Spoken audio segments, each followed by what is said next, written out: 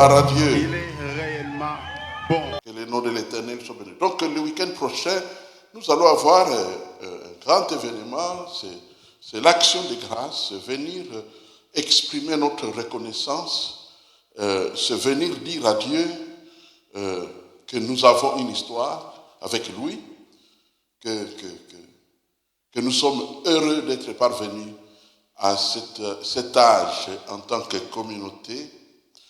Et vous qui avez rejoint le train en marchant, en route, eh bien, célébrez avec nous cette expérience parce que vous êtes avec nous et vous êtes à nous.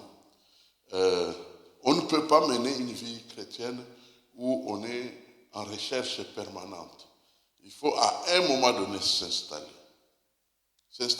Parce que si on continue à chercher où est-ce qu'on va s'installer, tôt ou tard, on va se retrouver, comment on appelle ça, on va se retrouver étranger dans une église. Au point que quand il y a un problème, on dit, bon, notre frère a eu tel problème, les gens commencent à se demander, toi tu connais ce frère-là? Non. Et toi tu connais ce frère-là? Non. Et tout le monde ne connaît pas le frère en question. Donc quand Dieu a donné des signes clairs qu'il a mis notre part dans une communauté, on s'installe et on laisse les racines pousser. C'est aussi simple que ça. Que le nom de l'Éternel soit béni. Gloire à Dieu, gloire à Dieu. Et nous aurons donc la consécration, l'ordination au ministère, parce que ces 40 ans vont marquer un nouveau chapitre de la vie de cette Église. On va modifier, pas modifier au point d'ignorer ou ne plus rien savoir du passé, mais il y aura une réelle modification où je préférerais l'adverbe enrichissement. Il y aura un enrichissement de notre manière de travailler. Donc, ça c'est sûr et certain par la grâce de Dieu. Et nous sommes plus que motivés. Et c'est pourquoi vous pouvez entendre dire que nous allons ordonner 5 pasteurs. Et c'est merveilleux. Que le nom de l'Éternel soit béni.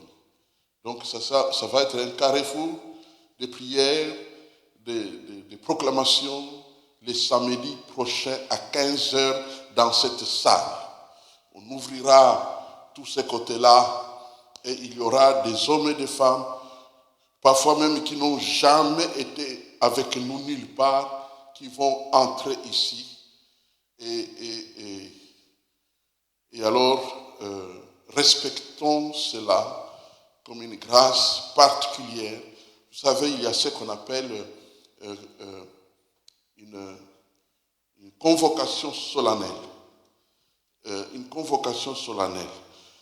Une convocation solennelle est plus sérieuse qu'une convocation d'un inspecteur de police.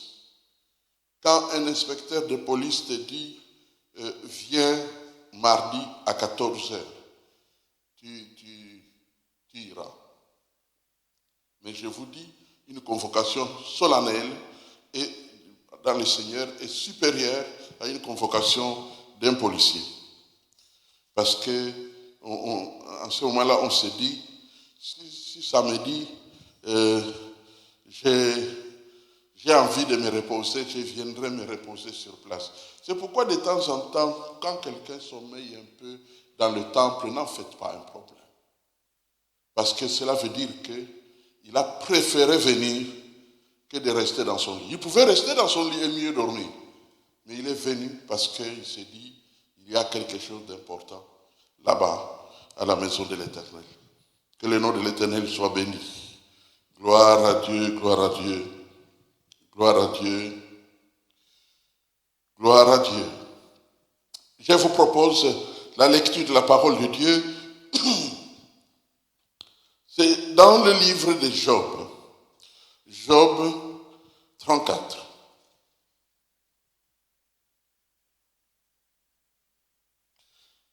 Job chapitre 34,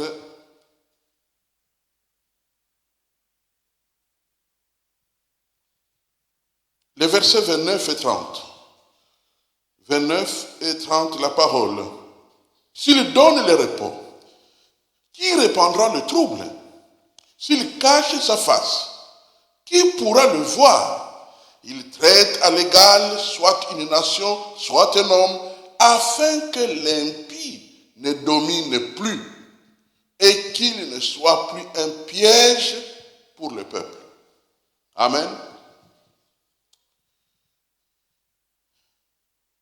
Et de cette parole et d'autres qu'on peut ajouter, nous retenons comme sujet: que faire quand Dieu se tait? Que faire quand Dieu se tait? Prions le Seigneur. Seigneur notre Dieu, nous te remercions de tout cœur pour l'occasion que tu nous donnes de nous retrouver dans cette maison de prière, afin que tu t'adresses à chacun de nous sur un plan personnel, selon nos besoins, et que ta lumière, puisque ta parole est une lampe, luise au fond de nos cœurs et de nos âmes pour nous éclairer sur comment vivre, pour nous éclairer comment améliorer avec toi nos vies, et surtout pour que tu sois glorifié, puisque ta parole est obéie, ta parole est crue par ton peuple. Viens donc parler à chacun de nous, ici présent et au-delà, au nom de Jésus. Amen.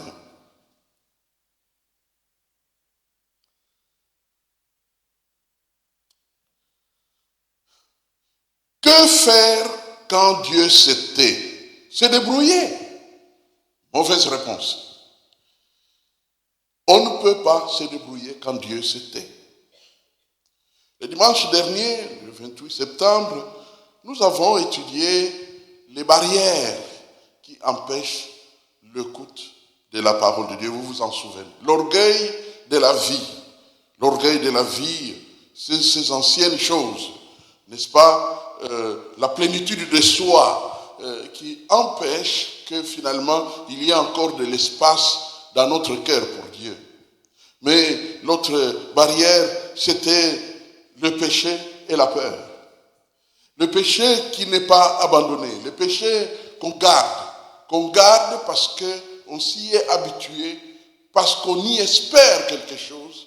Alors on garde ces péchés-là, hélas. Et aussi la peur. Si Dieu me parle, serais-je à la hauteur de faire sa volonté? Toutes ces raisons ont fait que ça devient une barrière. Et enfin, l'amertume. L'amertume vient des fautes des autres sur nous. Vient lorsque les autres nous blessent, nous déçoivent. Alors, notre réaction, soit nous replier sur nous-mêmes, soit fermer le cœur, voire l'endurcir. L'endurcir, pas seulement vis-à-vis de ceux qui nous ont fait du mal, mais malheureusement l'endurcissement gagne tout le terrain, y compris contre Dieu. Au point que Dieu ne peut plus nous parler. Quand il parlerait, nous n'allons pas l'écouter. Voilà ce que nous avons partagé le dimanche dernier. Aujourd'hui, bien-aimés, nous restons dans ces grands besoins d'écouter la voix de Dieu. Nous restons dans ces grands besoins. Et alors pourquoi? Pourquoi nous devons continuer à espérer mieux comprendre et cerner l'écoute de la voix de Dieu? D'abord parce que la Bible le dit. Dans Job, pas 34 mais 33, le chapitre avant, la Bible dit que Dieu parle cependant tantôt d'une manière, tantôt d'une autre. Mais on n'y prend point garde. Et c'est là le risque. Donc il y a un problème de société chrétienne. Dieu parle de plusieurs manières, mais le plus souvent, l'aspect dominant chez beaucoup de chrétiens, on ne prend point garde. Au fait, un jour, Dieu t'a parlé, tu ne t'en es même pas rendu compte. Tu n'as pas compris que Dieu t'a parlé. Et ça, c'est dangereux. Quand Dieu qui connaît tout, qui voit tout, qui a ton avenir, qui a ton éternité, qui t'aime de surcroît, te parle et tu ne te rends pas compte qu'il te parle. On le trouve même dans la Bible, n'est-ce pas? Vous vous souvenez du petit Samuel, quand Dieu l'appelle, il court chez Élie pour dire, tu m'as appelé. Et Élie de lui dire, non, ce n'est pas moi qui t'ai appelé, va dormir. Jusqu'à la 3e fois, alors Élie qui a la maturité comprend que c'est Dieu qui appelle l'enfant. Lui dit, retourne, mais s'il t'appelle encore, tu diras, parle, ton serviteur, écoute. Dieu parle. Dieu parle. Deuxièmement, parce que nous sommes ses enfants. Nous sommes ses enfants. Mes enfants entendent ma voix. Je les connais et ils me suivent. Mes enfants entendent ma voix. Ce n'est pas le prophète entendre ma voix, mais mes enfants. Et tu es enfant de Dieu, tu es appelé à entendre la voix de Dieu, de ton Père. Tu es appelé à entendre ça. Tu dois entendre sa voix. Et lorsqu'on parle d'entendre la voix de Dieu, mes frères et sœurs, vous savez, dans les familles, lorsque tu as entendu la voix de ton père parler, est-ce que tu es indifférent? Non. Tu ne peux pas prendre son amour pour toi comme argent comptant pour négliger quand il te parle et en faire un copain. Non, c'est une autorité. Nzambe yassé. Mais maintenant, imaginez que le Dieu qui a créé les cieux et la terre te parle. Serais-tu indifférente? Absolument pas. Tu vas l'écouter, tu vas te dire, que dois-je faire? Mon Dieu m'a parlé.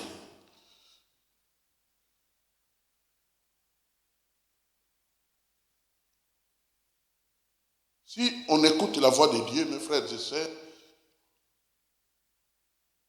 on ne va plus courir après les hommes et les femmes de la terre qui, eux, disent qu'eux, ils écoutent la voix de Dieu. Parce que toi aussi, tu l'écoutes. Tu commenceras à voir le langage dont parle la Bible. Vous vous souvenez, avec Élisée.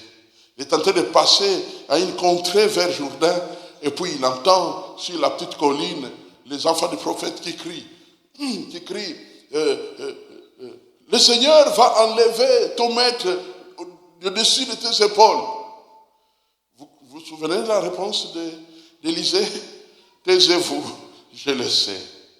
Taisez-vous. Vous savez, certains prophètes qui courent par la terre ne sont que des chrétiens normaux, mais qui écoutent Dieu. Alors que si nous écoutions tous Dieu, on pouvait aussi parfois dire à certains, taisez-vous, je le sais. Taisez-vous, je le sais. Parce que certains, quand ils écoutent une parole de Dieu, ils ont l'impression qu'eux ont écouté, mais toute la terre n'a pas écouté. Alors ils veulent engager toute la terre à les suivre parce qu'eux ont écouté. Alors qu'en réalité, je crois que vous êtes en train de comprendre quelque chose. Dieu parle à ses enfants. Dieu est le père des familles. Il est normal qu'il s'exprime pour dire à ses enfants, tu iras à droite, tu iras à gauche, arrête un peu, attends un peu, et ainsi de suite. Que faire quand Dieu se tait? Que faire quand Dieu se tait? Bien aimé, se taire est l'une des manières que Dieu utilise pour parler à ses enfants. Le silence de Dieu, c'est un langage, c'est une adresse. C'est une des manières que Dieu utilise pour parler à ses enfants. Bien sûr, c'est un peu frustrant lorsque tu attends que Dieu te parle, surtout quand tu as l'habitude de vouloir que Dieu te parle, que Dieu s'exprime. Eh bien, j'avoue que ça peut être un peu frustrant. Qu'est-ce qu'il attend pour me dire? Qu'est-ce qu'il attend pour me faire comprendre ce que je dois faire? Qu'est-ce qu'il attend? Mais notez, ne devancez jamais Dieu. N'essayez pas de comprendre par vous-même. Ne vous débrouillez pas, ne tâtonnez pas. Attendez jusqu'à ce qu'il parle. Il parlera. Il y a une prophétie qui arrive. Si elle tarde, attends-la. Car elle s'accomplira. Elle s'accomplira. Certainement. C'est ça que Dieu veut. Que nous puissions comprendre. Quand Dieu est silencieux, nous devons nous contenter de certaines choses. Je vais répéter, quand Dieu se tait, nous devons nous contenter en ce moment-là à faire 3 choses que je voudrais que nous puissions tenir compte dans la suite de notre vie. 3 choses que la Bible nous offre comme un moyen d'attente. Quand Dieu ne parle pas, Dieu devrait te parler, mais il ne parle pas. Il ne te dit pas, tu es en train d'attendre. 3, 4, 5 messieurs t'ont téléphoné, ils veulent t'épouser. Où est la volonté de Dieu? Tu es en train d'attendre et Dieu ne te dit rien. Ne t'attends pas. Ne te débrouille pas. Ne devance pas Dieu. Attends, mais dans cette attente, il a 3 choses à faire. C'est ça notre partage d'aujourd'hui. 3 choses à faire pendant cette attente.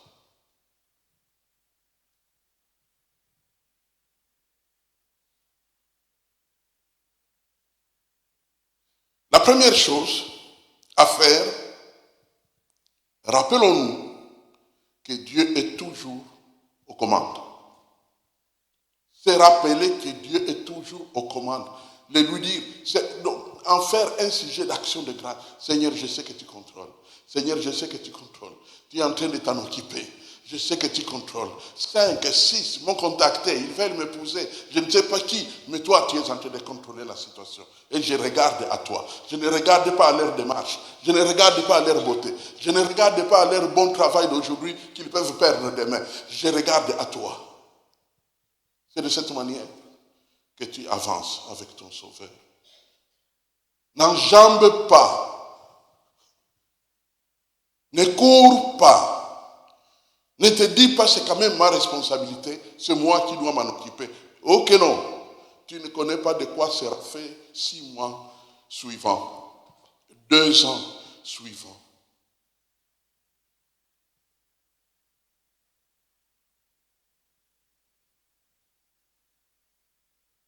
Dans Job, chapitre 34, le verset 29 et 30 que nous avons lu, je vais relire ce passage, mais dans une version courante.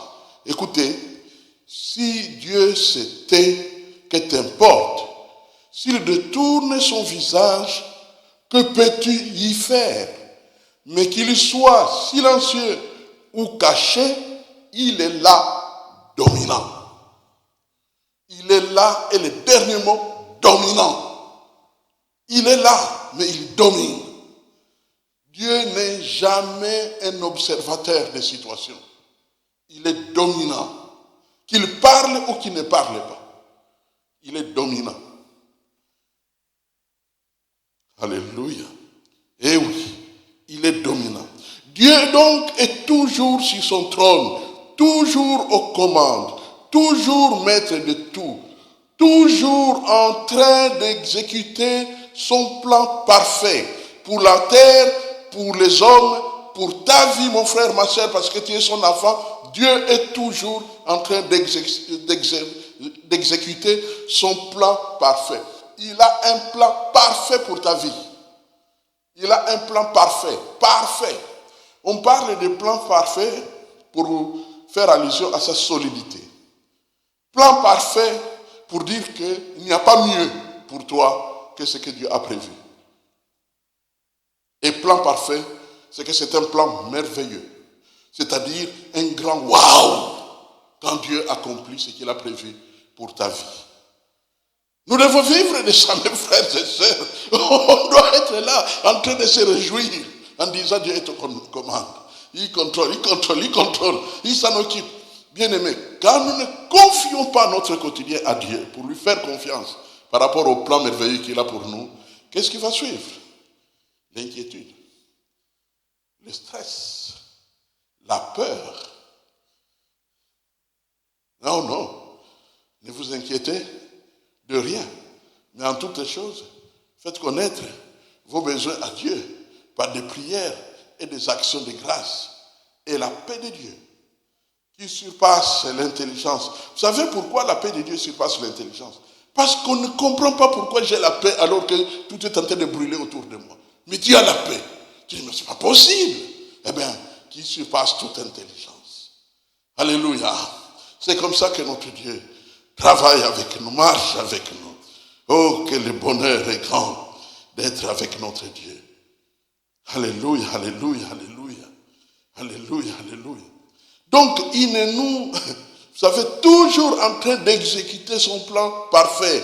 Il ne nous le dévoile pas encore peut-être, mais cela ne veut pas dire qu'il n'a aucun plan pour nous ou qu'il n'est pas à l'œuvre en train de travailler. Non, Dieu nous aime et il a un plan merveilleux pour chacune de nos précieuses vies. Il a un plan merveilleux car il est un Dieu bon. Et il va prendre soin de nous si nous prenons patience, car Dieu est toujours au contrôle. Ça, c'est la chose qui va entretenir notre attente, notre patience. Dieu est au contrôle. Dieu est au contrôle. Si tu sais composer des chants, compose des chants quotidiens. Vous savez, tous les chants ne seront pas chantés dans les églises. Il y a des chants personnels, des chants que tu vas composer pour entretenir ta pensée. Dieu est au contrôle. Je crois en toi, Seigneur. Tu es au contrôle. Tu es au contrôle. Et tu es au contrôle. Deuxième chose à laquelle nous allons passer notre temps, c'est nous contenter de continuer à lui faire confiance. Nous contenter de continuer à lui faire confiance. Le problème qui se pose quelque part dans l'histoire, c'est quoi? Le roi Saül, néophyte qu'il était, il venait d'être intronisé roi. Il doit aller faire la guerre. La victoire est garantie. Mais il faut qu'on offre une offrande, un holocauste à l'Éternel avant d'aller à la guerre. C'est la manière d'invoquer Dieu. Et qui doit le faire? Le sacrificateur, prophète Samuel. Mais il tarde à venir. Voyez-vous comment ça se passe? Il tarde à venir. Et puis, le roi, il sort, il entre, vous connaissez les 100 pas. Les 100 pas veut dire faire les aller, venir pour rien. Donc, il commence à faire les 100 pas, il vient, il regarde vers le fond du village pour voir s'il arrive sur son cheval. Non, il n'arrive pas. Et dans l'entretemps, ces généraux commencent à lui dire, on attend quoi? On attend, bon, vous savez, aujourd'hui on trouverait des mots injurieux pour dire, on attend, c'est Samuel là. Eh bien, on attend. Et puis finalement, il y a des soldats qui viennent et disent, écoutez, mon Seigneur, moi j'avais mieux à faire chez moi à la maison. Donc moi je vais partir. Les soldats commencent à se disperser. Alors en ce moment-là, il dit, apportez-moi tous les outils du sacrificateur. Je vais les faire moi-même. Comme ça, on ira rapidement à la guerre. Et à peine il réunit et il commence à agir comme un sacrificateur, Samuel arrive. Il faut que ta patience accomplisse parfaitement son œuvre. Il y a beaucoup de gens qui ont fait. Vous savez, il y a des témoignages que je ne peux pas donner par peur d'être compris. Pas par peur d'être incompris, mais par peur d'être compris. Vous savez de quoi je vais parler? Je veux dire que je n'aimerais vraiment pas que les concernés directs de ces témoignages comprennent que je parle d'eux. Pour qu'ils n'aient pas à avoir le cœur frustré. Car il y a des situations terribles qui peuvent arriver. Je n'oublierai jamais un frère. Nous sommes allés quelque part où je suis allé prêcher. Vous savez, de temps en temps, j'amenais avec moi quelques frères pour aller prêcher à l'est, à l'ouest, au nord et au sud. Et alors, j'ai amené un frère. Et là-bas, il a constaté, il a observé une sœur. Alors, je vais corriger mon récit. Vous savez, quand le récit vient de loin, il y a parfois des ratés. Et quand tu vois ça, prédicateur, arrête-toi et corrige. Il faut être dans la vérité quand tu prêches. Sinon, le Saint-Esprit Il regarde ailleurs. Il dit, voilà, il commence à inventer. Il croit que ça dépend de lui. Au fait, c'est une grande assemblée où je n'étais jamais allé. Et le frère est allé là-bas dans cette assemblée. Il a découvert l'assemblée, tout ça. Et puis il est revenu me disant, pasteur, j'ai rencontré une assemblée. Oh là là, c'est terrible. Mais la fille du pasteur, je la veux pour mon mariage. Oh, et comment il s'appelle? Il a dit le nom. Bon, alors on prie. Et nous avons prié. Et puis, les mois se sont écoulés. Une année s'est écoulée. Puis un jour, le frère vient. Il me dit, ah, pasteur, moi, je ne vais plus prier ici. Je vais aller prier ailleurs. Oh, pourquoi? Ah, je suis mal à l'aise. Quel mal à l'aise? Mal à l'aise par rapport à moi? Oh non, non, non, pas toi. Mais, et il est parti. Il est parti. Alors, je lui ai dit, mais on priait pour un sujet. Oh non, ça va. Il est parti. Un mois après, on m'invite à cette assemblée-là. On m'invite là. Et je descends là. Dieu bénit le ministère et je deviens un intime du pasteur. Le pauvre frère a entendu que celui avec qui il a prié est maintenant en contact avec l'assemblée. Mais il n'a pas eu le courage de faire comme l'enfant prodigue.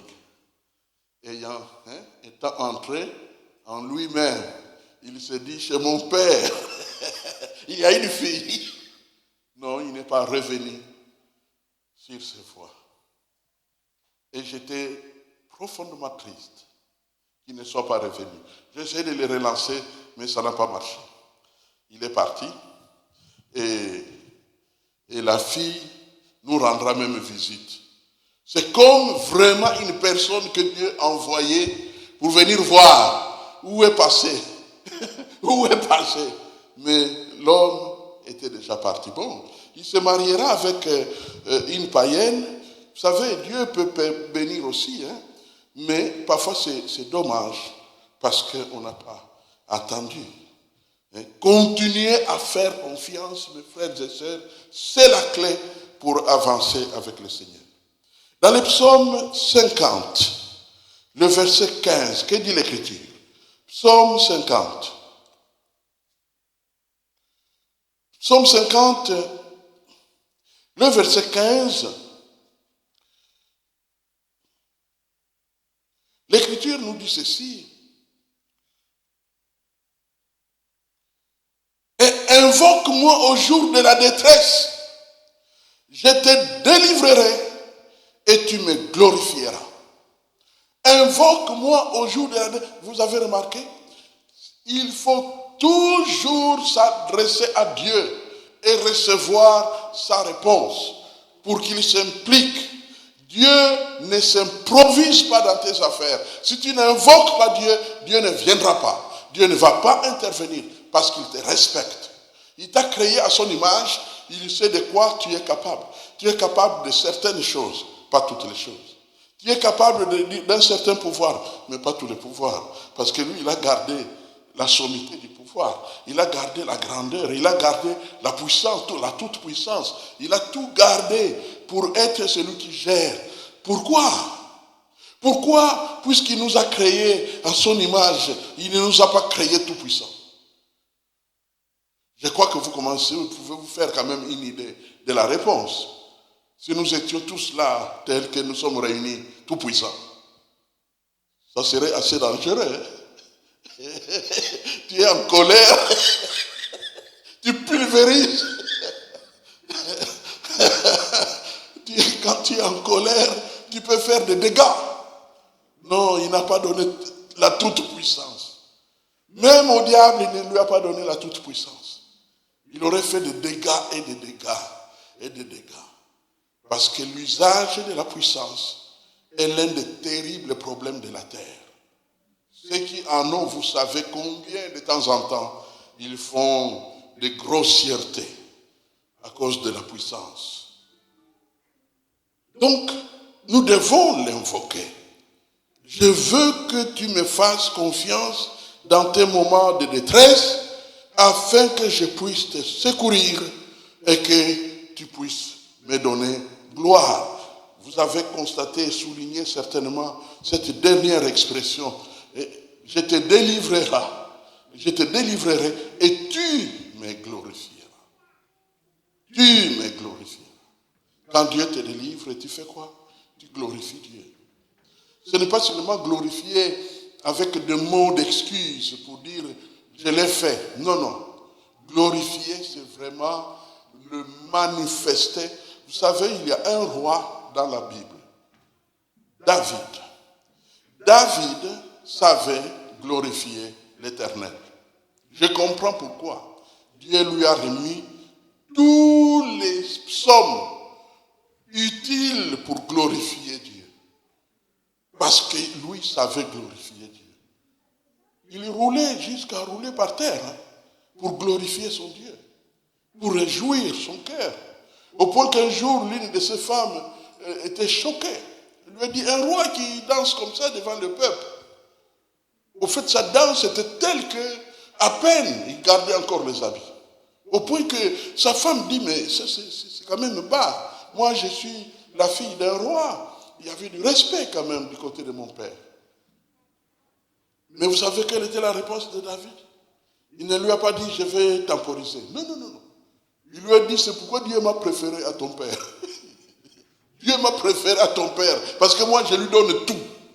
Bien-aimé, quand nous devons glorifier Dieu, donne tout. Donne tout. Prends des libertés. Si ça te prend dans un train, chante. Chante. Chante. Chante. Et puis si les gens te posent la question, dis-leur que mon Dieu m'a fait du bien. Amen. Vous savez, nous sommes dans le temps de la fin. Nous ne pouvons plus garder. Parce que tout ce que nous gardons est assez pour que les gens aillent en enfer sans le savoir. Nous ne pouvons plus garder. Il faut tout donner. Maintenant. Tout donner.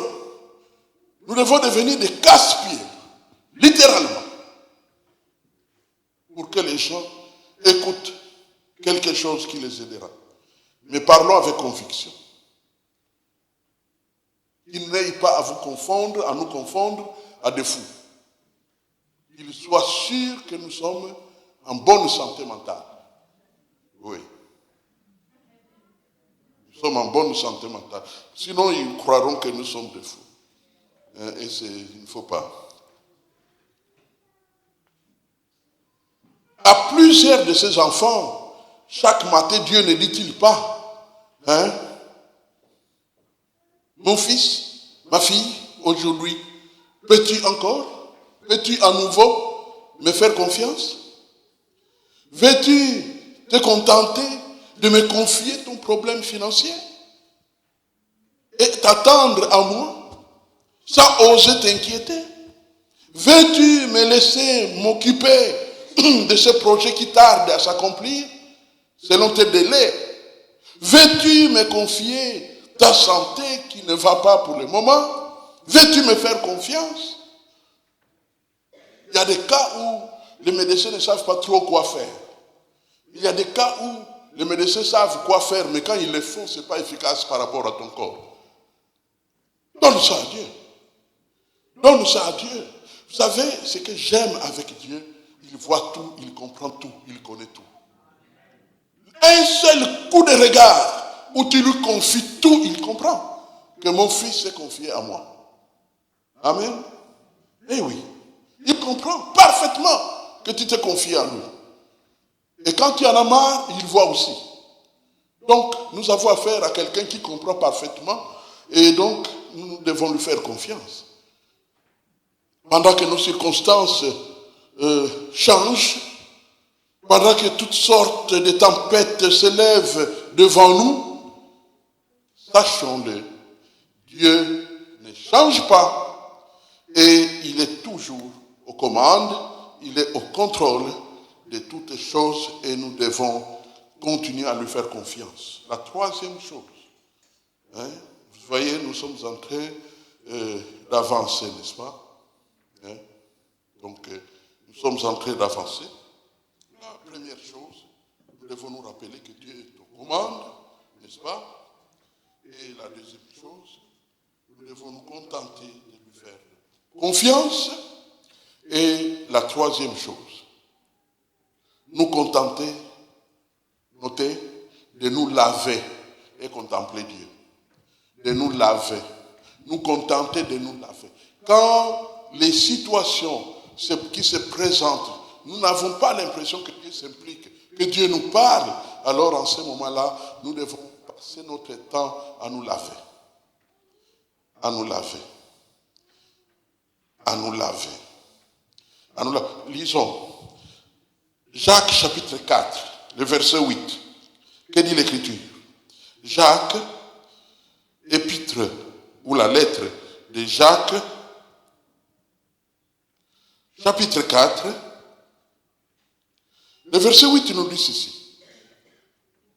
Approchez-vous de Dieu et il s'approchera de vous. Nettoyez vos mains, pécheurs.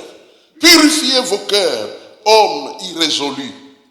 Voilà, nous contenter de nous approcher de Dieu. Nous contenter de nous approcher de Dieu. Pourquoi s'approcher de lui? Pour le contempler. La meilleure louange se passe en approchant Dieu. Et Dieu se laisse approcher. Si Jésus pensait qu'on ne doit pas l'approcher, il n'allait jamais dire « venez à moi ». Dieu aime qu'on l'approche. Cherchez l'Éternel pendant qu'il se trouve. Cherchez l'Éternel. Approchons l'Éternel. Monte à la montagne. Je vais monter sur la montagne. C'est là qu'on rencontre Dieu. C'est que la joie, hein, c'est là que la joie nous inonde et que pour nous s'ouvrent les cieux.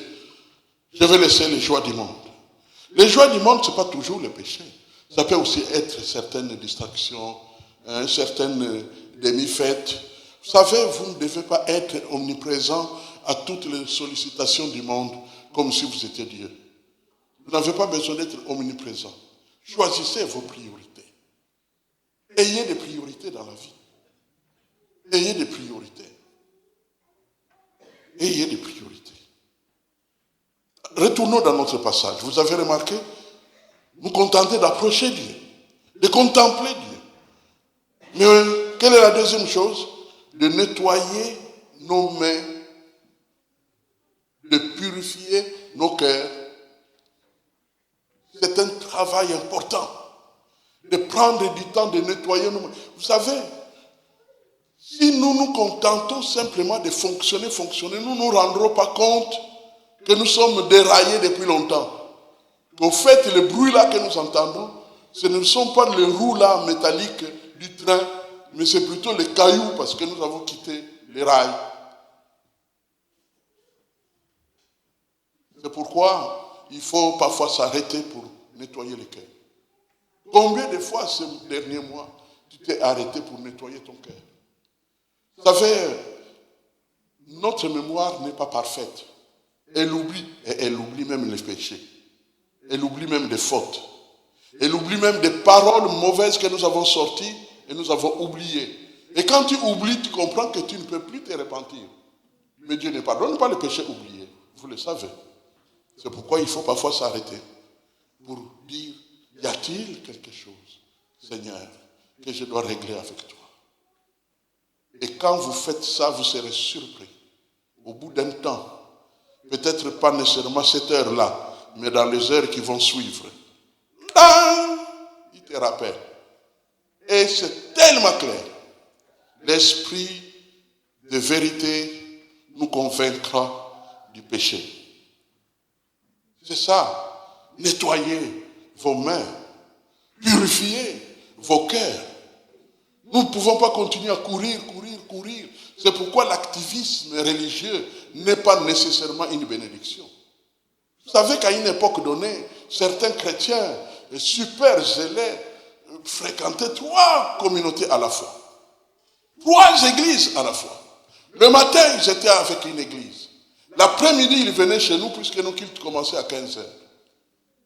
Et puis un jour, nous avons commencé à corriger cela. Nous avons dit au peuple de Dieu, vous n'avez pas besoin de courir à toutes les églises. Non. Dieu vous a donné une église. Si vous êtes béni ici, pourquoi courir partout? Pourquoi courir partout? Jusqu'à quand? Allez-vous bondir sur deux tableaux? Non. Soyez fidèles, soyez loyaux. Soyez là sur le terrain. Et on a commencé à enseigner cela. Et puis un jour, nous les surprenons. Ok, bon, maintenant vous qui aimez aller le matin aux églises, eh bien vous allez choisir. Parce que nous aussi, nous allons nous réunir le matin. Nous aurons nos cultes à 10 heures, comme les autres. Ils devaient choisir.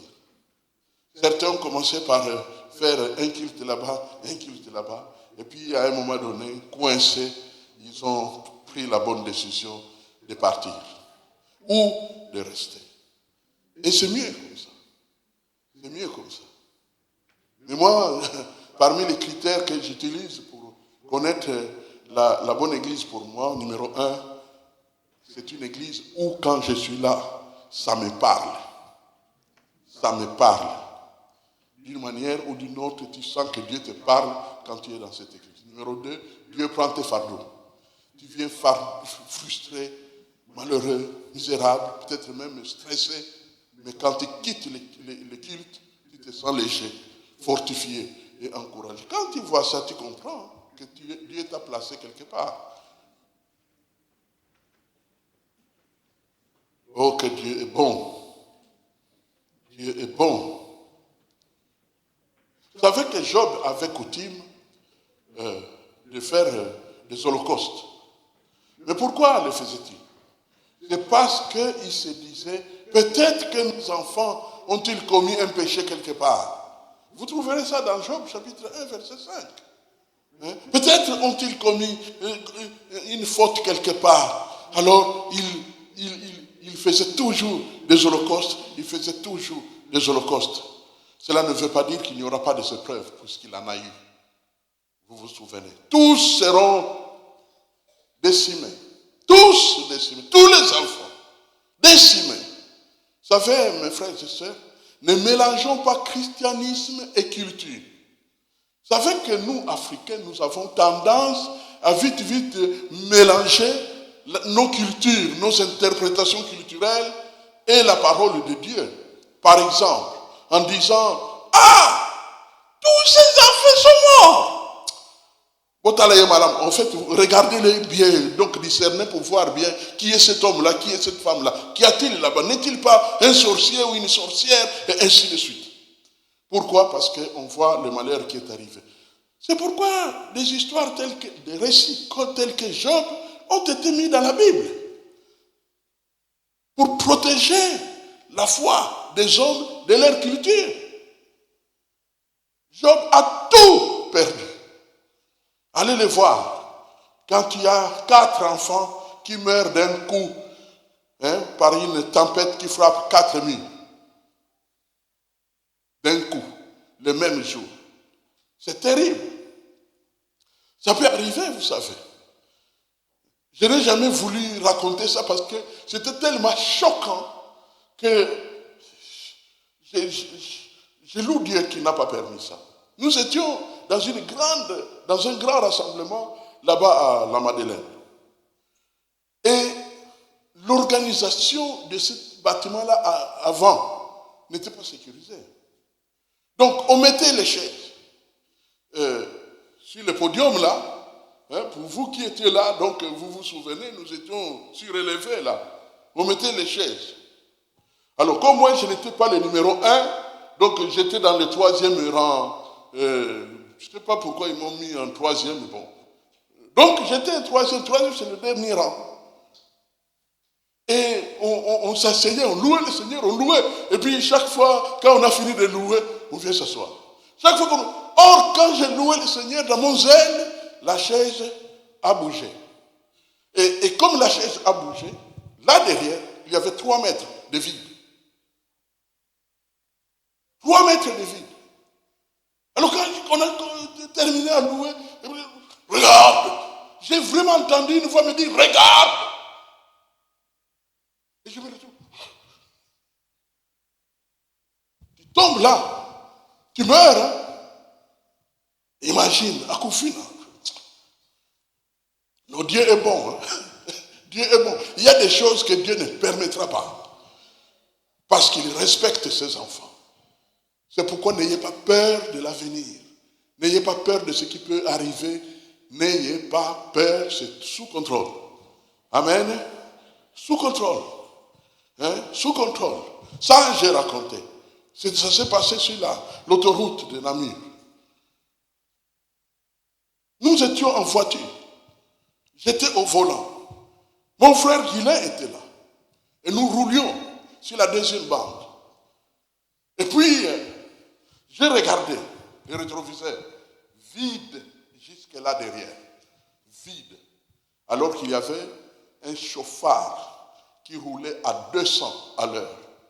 Très très loin. Donc j'ai cru que je pouvais dépasser celui qui roulait lentement devant moi. J'ai regardé encore, vide. Quand je voulais plaquer, j'ai encore entendu la voix. Regarde! À peine je trouvais. Imaginez que j'ai engagé. Ça s'appelle la mort.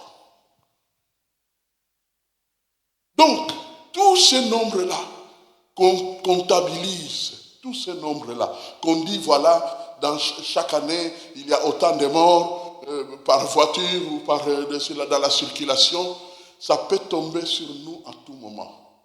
Heureusement que nous avons qui? Dieu qui veille sur nous. Dieu qui veille sur nous. Alléluia. Donc Dieu veille sur nous. Nettoyez les mains, nettoyez tout, c'est très important. En attendant qu'il nous parle. Et il parlera si clairement qu'il ne nous restera plus qu'à obéir. Si clairement. Dieu parle si clairement. Les choses que je partage peuvent s'appliquer à certains et peut-être comme si ça ne s'appliquait pas à d'autres. Mais je vais vous dire une chose. Écouter Dieu, c'est le chemin de chaque enfant de Dieu. Nous devons écouter Dieu, nous devons le laisser nous guider. Tous les surnoms que la Bible nous donne montrent que nous avons un guide, tel que brebis, troupeau. Ce sont là des expressions qui montrent qu'il y a quelqu'un qui guide, quelqu'un qui nous conduit, quelqu'un qui veut nous parler à tout moment, quelqu'un qui veut agir, quelqu'un qui veut... Et je vais vous dire une chose, ce passage de Jean 10 est réel. Lorsque la Bible dit, mes brebis entendent ma voix, je les connais et elles me suivent. Mes brebis entendent ma voix. Chaque fois que Dieu a permis, parce que vous savez, la prédication de l'homme est une prédication limitée. Mais avec le temps, il y a des moments où un homme de Dieu peut se dire, aujourd'hui, Dieu a parlé d'une manière exceptionnelle. Il peut s'en rendre compte d'une manière ou d'une autre. Pas au moment même, parfois bien après. Et c'est ce que j'ai constaté ce vendredi. Si vous tombez sur mon Facebook et que vous voyez ces messages que j'ai donnés le vendredi soir, je ne sais plus sur quel sujet. Je ne sais pas s'il y a quelqu'un qui s'en souvient. Eh bien, si vous entrez sur ma page Facebook, si vous avez accès à Facebook, le message que j'ai donné, il y a une chose qui a attiré mon attention. C'est que, d'ordinaire, pour de telles vidéos qui ne sont pas professionnelles comme les nôtres de dimanche, il n'y a pas beaucoup de gens qui s'y intéressent. Ils jettent un coup d'œil et puis... Mais en moins de 24 heures, il y avait près de 350 visites de la vidéo. C'est comme si on a dit à 350, c'est beaucoup, 350 personnes, pour une vidéo propre, une sorte de selfie. 350. Mais pourquoi? Parce que là-dedans, Dieu a vraiment parlé. Dieu a vraiment parlé. Et c'est de cette manière que Dieu nous parle, parce qu'il veut nous conduire, parce qu'il veut nous amener à la victoire et n'ayons pas peur, n'est-ce pas, de ce que Dieu va faire. Nous allons passer un temps de prière dans lequel nous allons parler à notre Dieu. Nous allons dire, Seigneur, maintenant je comprends, tes silences sont une bénédiction. Au fait, dans le fond, le silence de Dieu veut souvent dire, sois patient. Il nous enseigne la patience. Sois patient. Sois patient. Sois patient. Ça va arriver. Je vais m'en occuper. Sois patient. Parce que la patience exerce la foi. Or, c'est par la foi. La foi, c'est quoi? C'est la main par laquelle nous saisissons ce que Dieu nous donne. Et donc, quand Dieu veut que nous ayons la foi qui s'améliore, eh bien, il permet des épreuves de ce genre, afin que l'attente accomplisse parfaitement son œuvre. Amen. Prions le Seigneur. Alléluia, alléluia, alléluia, alléluia. Seigneur notre Dieu, nous fixons nos regards sur toi pour te dire merci de ce que tu es un Dieu qui t'exprime. Nous avons cru que parler au peuple, c'est seulement à Israël, mais maintenant nous nous rendons compte que tu parles tantôt d'une manière, tantôt d'une autre. Tu parles donc à tous les hommes et femmes qui t'appartiennent. Seigneur notre Dieu, nous ne voulons pas être un peuple qui t'appartient, mais à qui tu ne parles pas, qui n'écoute pas ta voix, qui ne reconnaît pas ta voix. Nous voulons être des hommes et des femmes qui ont des discernements, qui sont protégés dans leurs pensées, dans leurs conclusions, dans leurs convictions, et surtout dans les décisions qu'ils prennent qui peuvent engager le lendemain de leur vie. Seigneur notre Dieu, merci pour le Saint-Esprit qui est là, qui est venu vivre en nous, entre autres, pour nous aider à marcher dans ta voie. Esprit de Dieu, il y a du travail entre toi et nous. Nous y reviendrons avec toi. Continue à nous guider, continue à nous parler, car chaque vie présente ici veut être dirigée par Dieu. Nous ne voulons pas être surpris, nous ne voulons pas nous écarter, nous ne voulons pas perdre, nous ne voulons pas manquer au rendez-vous divin que tu prépares pour nous. Surtout, nous ne voulons pas passer à côté du plan merveilleux que tu as pour nos vies. Seigneur notre Dieu, nous venons. Nous venons parce que tu es un Dieu accueillant. Tu nous aimes, nous t'appartenons. Il y a une relation pour plusieurs d'entre nous, une relation directe avec toi. Alors Seigneur, là où nous n'avons pas compris, nous te laissons le sujet et te faisons confiance. Tu nous parleras certainement. Et dans l'entretemps, nous serons là à nettoyer nos cœurs, à laver nos mains, qu'il n'y ait pas des actions mauvaises qui nous caractérisent. Au contraire, que Seigneur, ta volonté soit faite dans nos cœurs comme dans ton cœur. Oui, notre Dieu, merci de ce que tu es bon pour ton peuple. Transforme nos vies. Fais de nous des enfants de Dieu authentiques. Lavés, transformés, libérés, guéris, et qui te glorifient parce qu'ils voient eux-mêmes comment tu as agi dans leur vie. Nous sommes nouveaux, nous sommes transformés et nous voulons avancer avec toi. Règne sur nos cœurs, règne sur nos pensées, règne sur nos vies, au nom de Jésus-Christ. Seigneur notre Dieu, merci de ce que nous pouvons te faire désormais confiance. Il n'y a pas un seul moment, finalement, par conclusion, nous pouvons dire qu'il n'y a pas un seul moment où tu t'étais vraiment pour nous abandonner. Non. Même quand nous avons l'impression que tu t'étais, en réalité, tu es en action. Alors, nous sommes restaurés, nous sommes encouragés, nous sommes fortifiés et nous n'avons plus peur du lendemain. Car le lendemain se suffira à lui-même, car il dépend de toi, car tu le contrôles. Merci Seigneur pour tout ce que tu feras. Nous te réservons toute la gloire au nom puissant de Jésus. Amen.